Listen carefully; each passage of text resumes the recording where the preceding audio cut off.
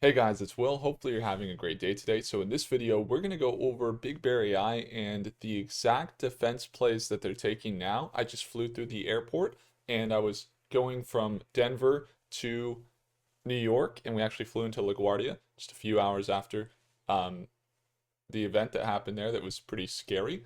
Um, but then when we were in Denver and in Dallas, I flew through both airports, we were able to find Big Bear AI at the airports.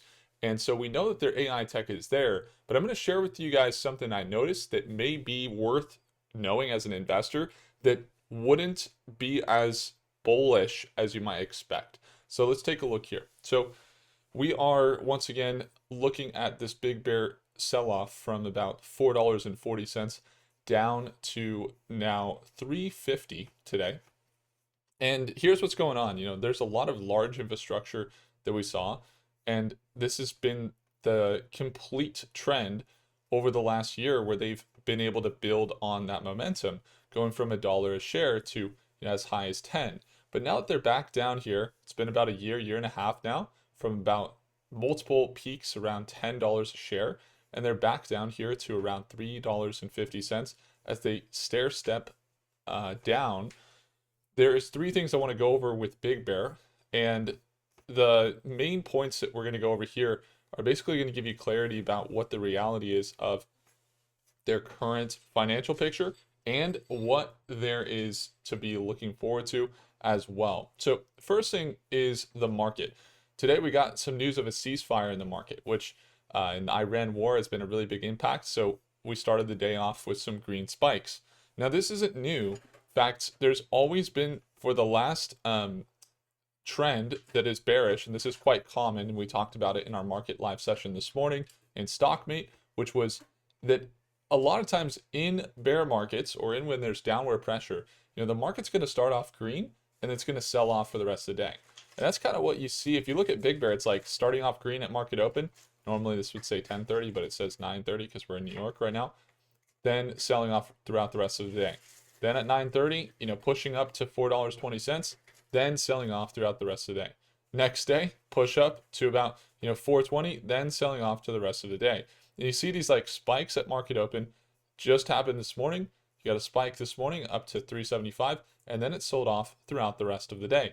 And so this is very common in a downtrend, but it's also just common in almost every market when you do see downward pressure because, well, if there's institutions or big people that are buying, a lot of times before they sell, they want the price to be driven up slightly so that there is more of there's a better exit for them as the market moves and more people jump in before the exit. So a lot of times institutions work in the opposite of how most people would invest, which is rather than just driving it down, oh it's finally okay, the institutions sell. No, before they sell, they a lot of times will predetermine that they want to get the stock to a certain price before selling, or they're going to see push-ups before selling.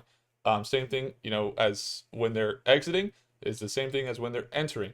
A lot of times, like we want to see it go a certain depth, we want to see it go this low before entering as well, and so the price may be driven down before people get exhausted. Retail gets exhausted, for example, and then you see people step in and buy. So not to say that that is exactly what's happening here, as far as like saying okay, we're going to see institutions buy a ton right here. That's not why I'm saying that. I'm just saying that is a pattern that you oftentimes see. So far, there's no indication that it is going to reverse, as it is in this very consistent downward trend here. So I entered around $2.80, and now it's back down to almost 280 as it's at 350 now. Now we're still up considerably, but as a long-term investor, I've seen it fluctuate quite a bit down. And I will continue to hold the long-term position, but there are some caveats that have shaken the beliefs in the short term that they would see increases in their earnings right now. And I'll tell you why. You may see them increase in their earnings because they have a partnership with Ask Sage, or that they just recently acquired Ask Sage, which is a company that essentially provides the LLMs for the government. So things like kind of ChatGPT or Claude type of stuff for about 15,000 plus government agencies. And so Big Bear recently acquired them. They're going to see their revenue get a little bit of a push from that based on the revenues that we're seeing from that company before they acquired it. So we know that's going to happen. However, if they were honest, right, which we assume they were, about the revenues of Ask Sage before they acquired them, which they were anticipating were around $25 million per year. So with the company now getting other instances of momentum with the acquisition, there's also different places where a lot of people focus. You know, their naval shipyards and all that stuff in the Panama Canal, and essentially they are monitoring everything that's going on there with AI powered cargo security, all that good stuff. But here's the thing: the problem is that when I went through the airports, I went through Denver International Airport. You can see strengthening critical infrastructure. It says fortifying and furthering critical systems that power every day travel, trade, manufacturing, and supply chains. And that's pretty cool. They got the London Bridge there. It's a nice picture. But here's what's going on. When I was at the airport, the problem that I noticed is that, you would expect for, if they're going to really see government spending increase into their company, or they're going to see a large influx of capital because of their solutions for these very scan technologies that scan their face at the airports, then you would expect them to go a little bit bigger, okay? Because right now, here's the thing. While they're at, and look, this is a two-part thing. On one side, you say, man, I wish they'd go bigger. On the other side, it's important for a company to be in a blue ocean where there's not a lot of competition, where it's easier for them to get their foot in the market so that they can build a unique advantage, right? That's very important, and that's what makes a company valuable. And that's where there's not a lot of sharks fighting over contracts. There's not a lot of difficulty in them seeing deployments and more infrastructure. But at the same time, you also got to make sure that the revenue is there and that the capital is, hopefully it's a two-sided coin where that increases your capital as well. And you are unique. Or you go more aggressive into like a red market where there's a lot of competition. So what does it have to do with BigBear, and what does that mean here? Well, with their setup, they have their very scan just like this getting deployed at the airports. And some of the airports that we've seen them get deployed at include Denver International Airport, Nashville, LAX. We've seen JFK. They're in, let's see, Chicago. They're in Dallas. We just went through Dallas. So they're in a lot of airports. They're in Heathrow Airport. But here's where people kind of mix it up. You see, if you heard that and you thought that they were kind of like Leidos, for example, which is you guys ever gone to the airport, they like, you have your arms up and they scan you. You might assume that BigBear is like one of those companies. They're going to get huge bucks from the government, right?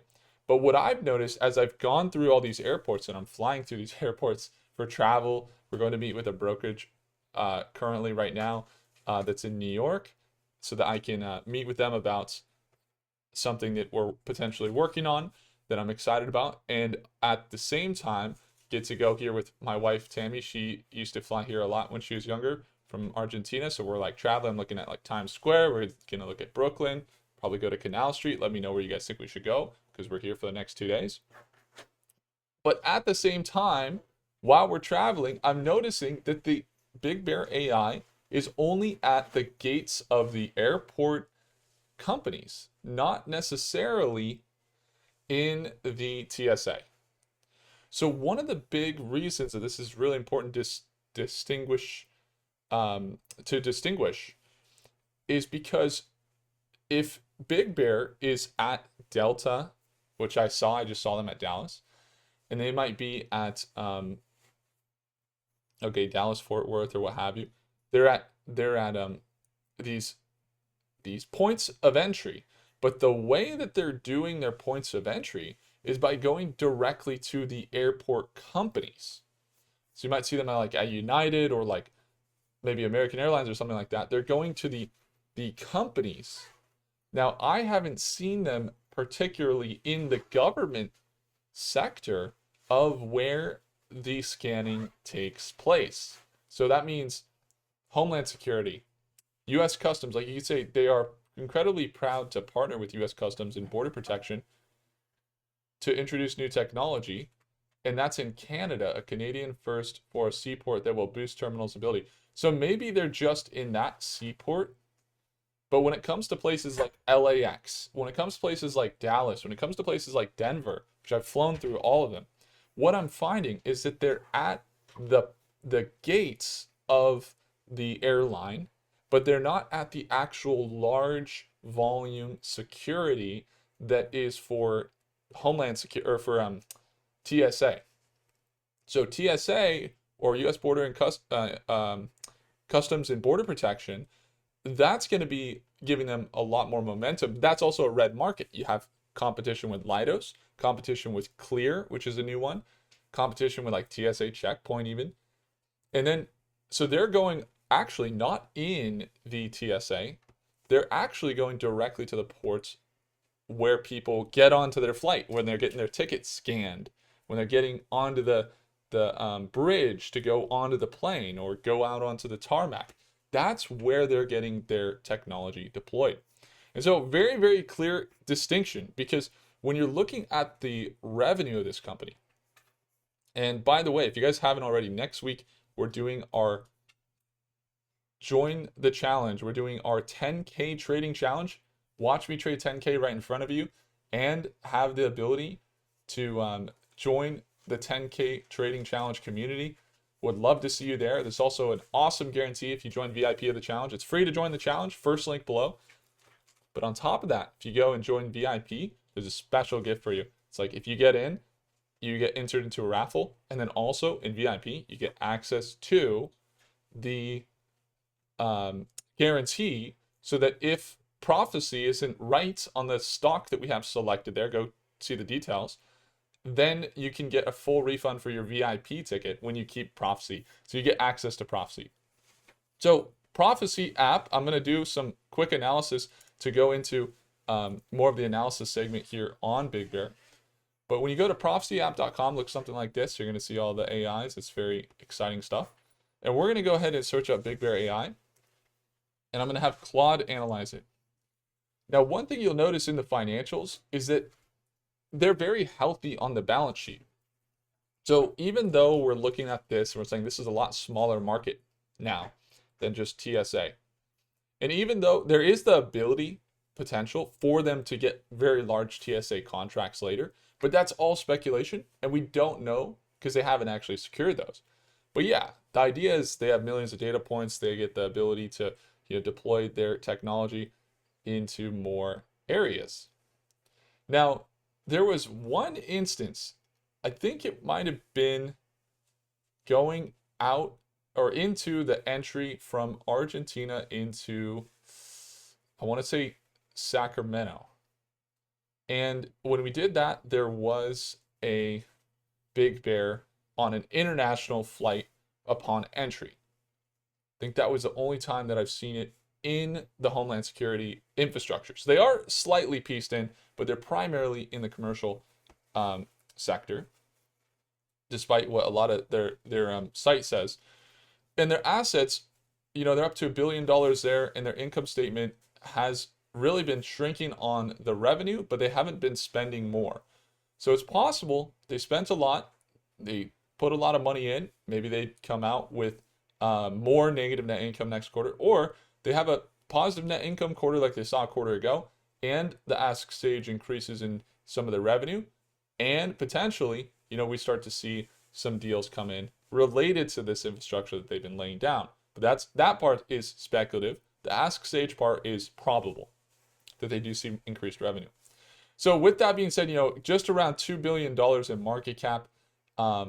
They have seen a lot more buys than sells. They've also seen, for example, Homeland Security congresswomen buying. So they've seen some Congress purchases of their stock as well. And then on the insider side, so not the institutional side, but on the insider, their actual employees, they have seen more sells than buys. However, that's the amount of people that have bought and sold. There's been more people that have sold than bought. However, you do see that in the total amount of shares, it's been net positive accumulation.